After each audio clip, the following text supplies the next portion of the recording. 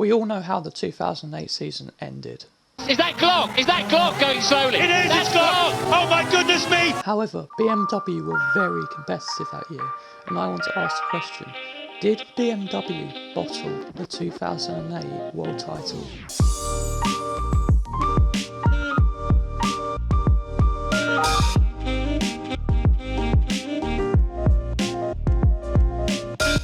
As I'm sure you're aware, BMW are very well known for cars that are tailgating you right behind you about a millimetre away. But in the mid to late 2000s they had their own F1 team that actually did pretty well for quite a few years. They were the engine supplier for Williams from 2000 to 2005, but that relationship went very sour, so they went and bought the Sauber team for the 2006 Formula 1 season. In this video I'm going to be focusing on the 2008 season, as you can see by the title and the intro to this video, because that was the season that they were definitely the most successful and the closest they got to a world title. So I will run through the 2006 and 2007 seasons quickly, but then we'll get on to the main topic of this video, which is the 2008 season. In 2006, the team finished 5th in the Constructors' Championship, with Robert Kubica, Jack Villeneuve and Nick Heidfeld driving, with Robert Kubica replacing Villeneuve after the German Grand Prix. The team would score 2 podiums, one for Heidfeld and one for Kubica, with Heidfeld's podium coming at Hungary and Kubica's podium coming at Monza, and they would end the season with 36 points. 2007 would actually be their highest finish in Constructors' Championship through their years in Formula 1. After the McLaren Spygate controversy, they would finish 2nd in the Constructors' Championship, but the highlights of that season, or not exactly all highlights, Robert Kubica had an absolutely horrifying crash in Canada, which meant he had to sit out a race, and some kid named Sebastian Vettel replaced him for the 2007 US Grand Prix. He would finish 8th in that race. The BMWs did actually come together at one of the craziest races in F1 history, the 2007 European Grand Prix. If you've never seen it before, go and watch it. Other highlights that season, Felipe Massa and Robert Kubica had an amazing battle in the 2007 Japanese Grand Prix. So that was the 2006 and 2007 highlights for BMW. Now let's get on to what the main topic of this video is, the 2008 season. For 2008, the side pods, the front wing and the rear wing all went through development for the new car, the BMW Sauber F108. The season started well, with Nick Heidfeld taking 2nd place at the Australian Grand Prix. This was looking like a season where BMW would finally be able to take it to Ferrari and McLaren right at the top of Formula 1.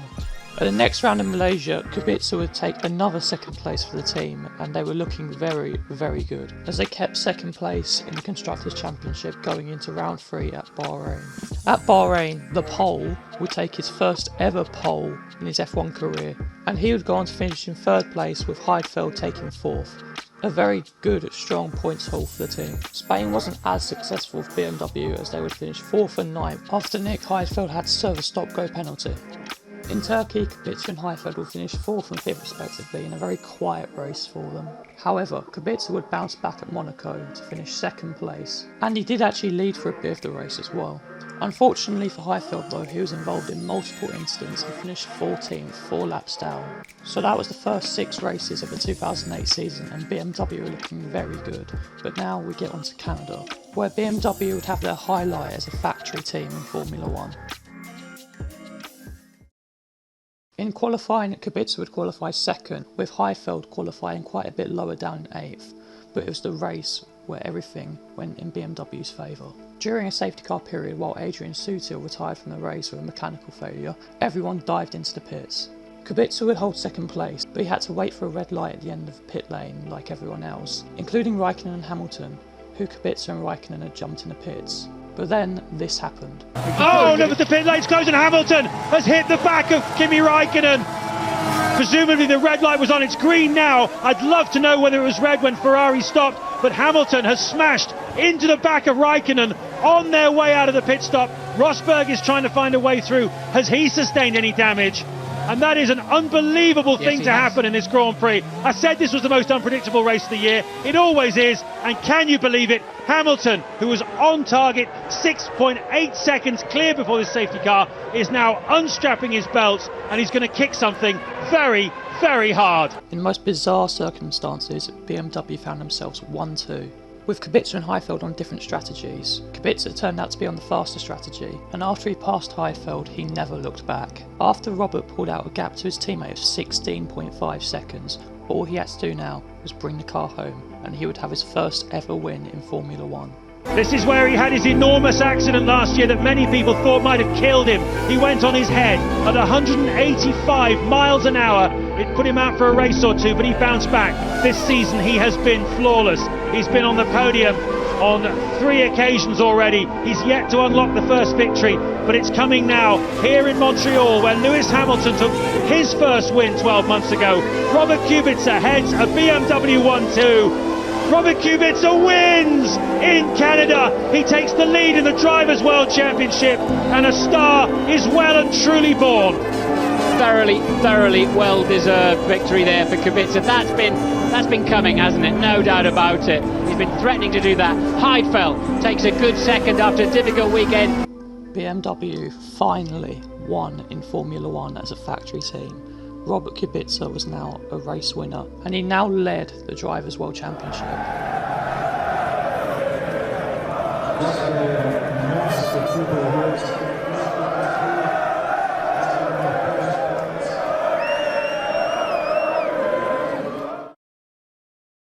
Now, this is all very well. You're leading the World Championship, so you'd think you'd try and actually win it, right? You'd actually try and focus on it. Now you're leading the Drivers' World Championship at least, and second in the Constructors. Well, no. You see, BMW decided, despite leading the World Championship, they would focus on their 2009 car, which meant that they would not develop this car anymore. And if you know anything about development in Formula 1, you know that it's quite important. If you look at the Brawn the following year in 2009, they started off miles ahead, but because they didn't have the money to develop the car, well, Red Bull caught up and they were the fastest car for the second half of the year. I don't know what BMW are thinking. I can imagine Ferrari now being proud of BMW. Bobbert wasn't very happy about this either. So you've annoyed your driver who's leading the championship, you're not developing the car anymore. The IQ was not very high with BMW at the time. The German efficiency wasn't there. A team would only score 5 more podiums throughout the entire year, with Kubica getting 3 podiums and Heidfeld getting 2. So that now brings me back onto my original question. Did BMW bottle the 2008 world title? Well, they definitely bottled the chance of winning the title. We don't know how they would have done if they focused on 2008, but they definitely bottled the chance of fighting for the title. And as we know, the 2009 car was dog shit. Also, there's something else I'm going to address as well, and that is, will BMW ever return to Formula 1? And will they ever win a title? Putting it simply, no. Not anytime soon. BMW actually said back in February 2020 they had no plans in making an F1 return, as their power units had no relevance to their road car technology. So yeah, that's not happening, unfortunately. There's my thoughts on BMW's stint in Formula 1, if they bottled the title. Let me know what you think down in the comments below. If you enjoyed this video, I'd appreciate you giving it a like, subscribing to the channel, and thank you for watching. I will see you in my next video, and goodbye.